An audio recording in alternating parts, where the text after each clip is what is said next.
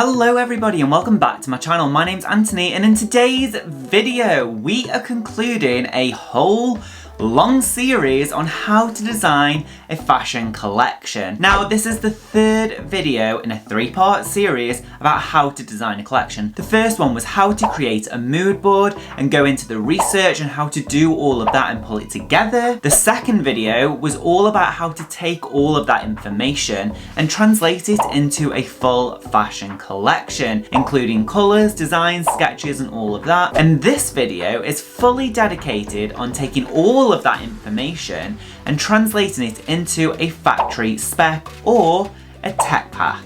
Now, if you haven't seen my previous videos, I would highly suggest you go and watch them first because they really do set up this video. And if you're new to fashion and you want to get into it, then it's definitely a great watch to go and see them because you get a sneak peek into how to do a project. But before we get started, don't forget to like and subscribe. It really does help my channel to grow, especially that like button. You have no idea how much it helps promote my videos and help boost it within the YouTube's algorithm. Please also leave a comment to like chat to you guys and get to know you a little bit better and build this fashion community up. Alright, okay, so let's get started. So, what is a tech pack and why do you need it in a fashion project? And why do you actually need to do tech packs anyway? Well, just to summarise it briefly, a tech pack is an information pack that you send to a supplier or a factory to make sure that the garments that you want to be made are made correctly and to your specifications. Now, a tech pack is really important because it is the way that you communicate with a factory. Now, I have done a previous video on how to lay out tech packs and why they're important. And if you want to go and watch that, click the link here. Oh my god, I sound like a broke record, but I've got a lot of videos about fashion and design and all of that.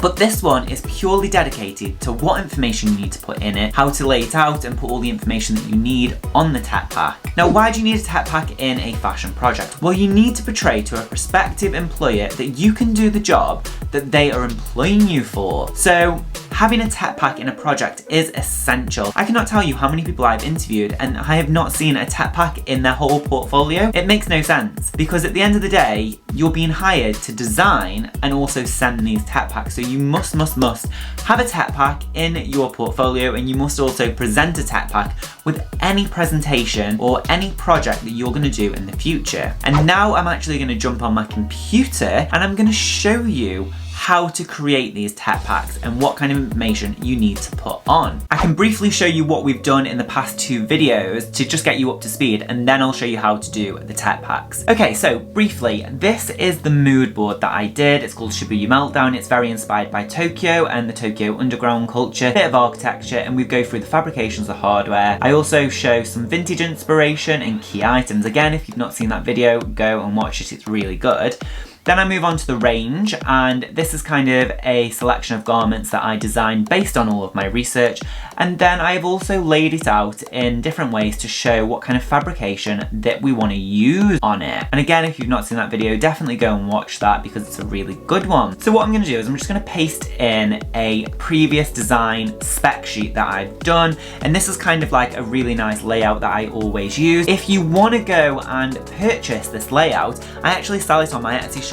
I'll leave a link in my bio and you can go and buy this if you want. But this is kind of the first stage. So you always need to sort of lay it out. And what you need to do is you need to have a materials key. You also need to kind of show the season, the customer, the supplier, style number, block, internals, and then do a bit of a description, the design date and the designer, which is me. So what I'm actually going to do is I'm going to take one of my designs and it's going to be this biker jacket here, and I'm going to copy and paste on the black and white version of it, and I'm just going to position it there. So obviously we've already gone through the process of designing the front. Now we need to design the back. So all I do is I copy and paste this over and move it across, and then I'm gonna have to delete anything that I don't really think is the front anymore. So obviously the lapel and all of that, but before I do that, I'm just gonna quickly redraw the neckline because basically that's the only thing that's gonna stay. And I'm just gonna quickly do this. If you want, you can take more time and care over this. Okay, so that is the back of the collar basically done. And now what I'm gonna do is I'm gonna click in and just delete anything that isn't the front view. So let's click in. So the lapel, gone. I'm not going to delete everything because some of it is still going to be valuable when I come to design the back.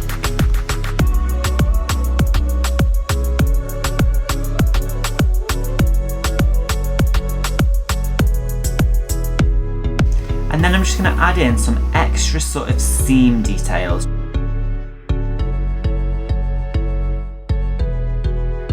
So that's your back basically done. Now you can follow the same procedure as what I've done in the past, where you do loads of different designs and really get it on to the styling. But I've done the style before, so I kind of knew what I wanted to do, so it was really quick for me. Now what you need to do is you need to go through and annotate the heck out of this, because basically what you want to do is make sure that the suppliers know exactly what you want to show for this style. So that's what we're going to do now. We're going to quickly annotate everything. And what I usually do is I just usually type something quite easily. So stitch 10 stitch per inch. And then what I do is I choose a colour that I like. So I always do it in green. And then I have a nice bold font. So I always go Arial black. And then I make an arrow to where I'm trying to point that to, just so it's really obvious to the supplier of what you want. And then what I like to do is I like to group them together, and then I click into the group, and then you can start getting crazy and then just making sure that you've covered everything. So that's what I'm going to do now. I'm going to go through as much as I can and just highlight as much as possible to show the suppliers.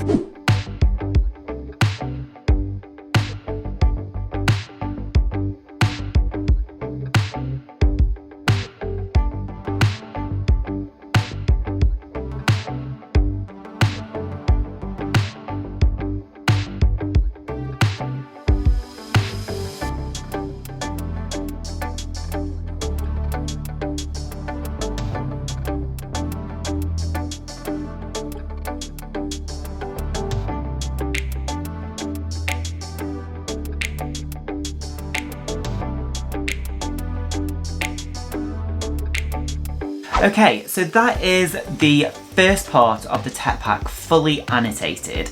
Now what you want to do is the same process that I've just done for the internals. So what I'm going to do is I'm going to paste something in that I've already drawn because it's just quicker and easier.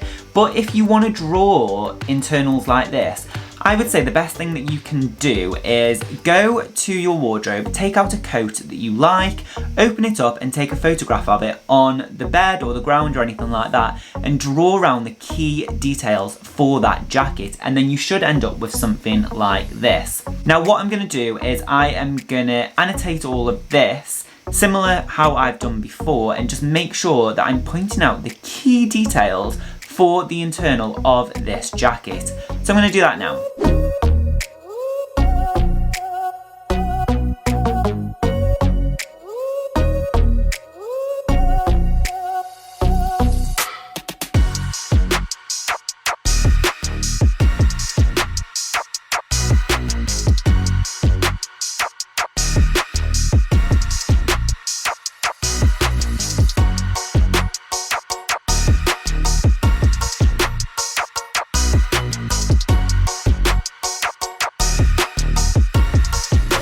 Okay, so that is your lining done and fully annotated. So what you need to work on now is your measurements.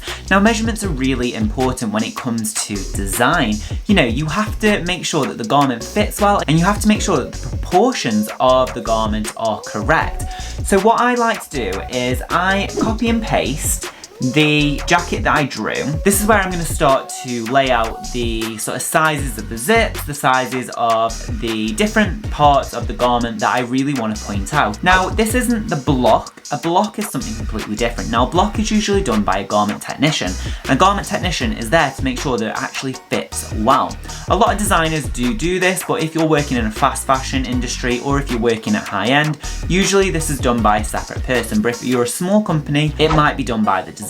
All a block is probably from the side neck point to your shoulder point, and you're kind of doing all of them measurements, whereas the measurements that we're going to do is solely going to be the physical measurements on the garment. So let's just jump straight into that and start doing the measurements. So the first thing that I'm going to do is I'm going to find the true center point. Now I always do my measurements in red, so that's what we're going to do.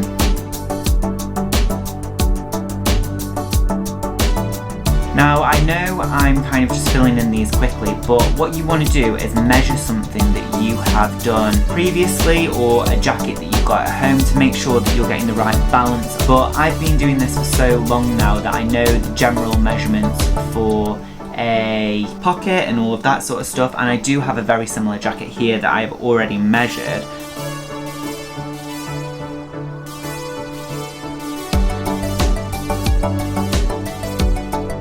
Okay, and so what I'm going to do now is I'm also going to make sure that it's colour coded. So the lining I want to be a specific colour, yellow. That's just to signify that it is a different material. And also I want this pocket and these lapels to be a different material. It's going to be suede, so I'm going to be calling that trim 1. And I want to make sure that I do that over the lining so you can see it, and then I also want to do it here as well. This just makes it a lot easier for the suppliers when it comes to finding out what is what material. It comes into play in a bit when I show you the BOM. Now, let's have a look at this pocket here. This is kind of the big detail when it comes to this design. So what I'm going to do is I'm actually just going to click into it, and then I'm going to copy it and I'm going to paste it, and then I'm going to make it the size that I want. So here it is. And then what you can do is once you've got it the size that you want, you can literally use this to measure all of these details. So that's obviously 16.3, and you can measure all of that. So then what you can do then, once you've measured it all, then you can group it and then put it at the side so you can see it a little bit more.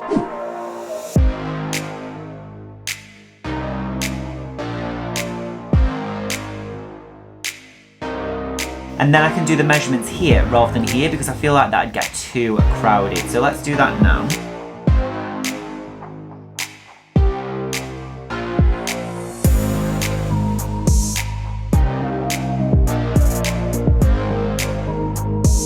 Okay, so that is all the measurements done, and this is really to show the supplier what kind of dimensions and everything that you really want for your garment. It's good to get as much detail as you can on there. If you've got a specific pocket, if you've got a different shaped flap or anything like that, try and get as many measurements on there as possible. Now, what we're going to do is work on what is called a BOM. Now, a BOM means bill of materials. It's kind of breaking down every single bit of hardware and information on that BOM. Now I've already done that, so what I'm going to do is I'm just going to paste it in and I'm going to talk you through it. I always put the colour drawing up with all the material in there so the supplier can see how it's going to look, and then I do a materials BOM. So here we go, we've got style, main body, trim 1, lining, stitch, hardware and zip tape.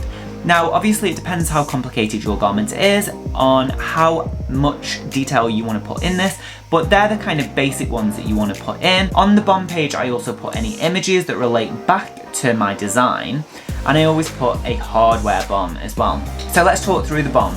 Here you go, you've got the style, which is the black and the grey, and then you've got the main body, so this is where you tell the supplier what the main body is. So we've got black sheep, and then trim 1, which is goat suede. So if you go back and notice, here we've got trim 1, which relates here and here.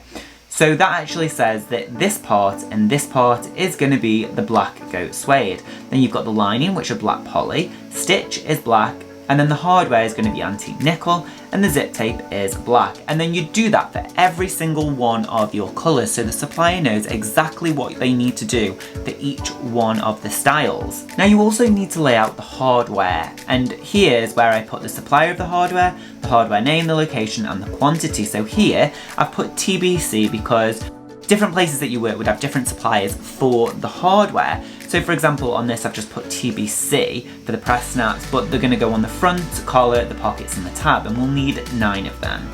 Then also for the zip, and on this we've got 3 different components for the zip. So we've got the zip teeth and tape, we've got the zip head, and we've got the zip branded zip pull, and they're all size 8, and they're all going on the front, the pockets, the back and the sleeve. And then I've also said how much zip tapes we need and how many actual zip heads and pulls that we need. So it kind of breaks it all down for the supplier, so they know exactly what they need to do, they know exactly what they need to source, and it stops the amount of questions.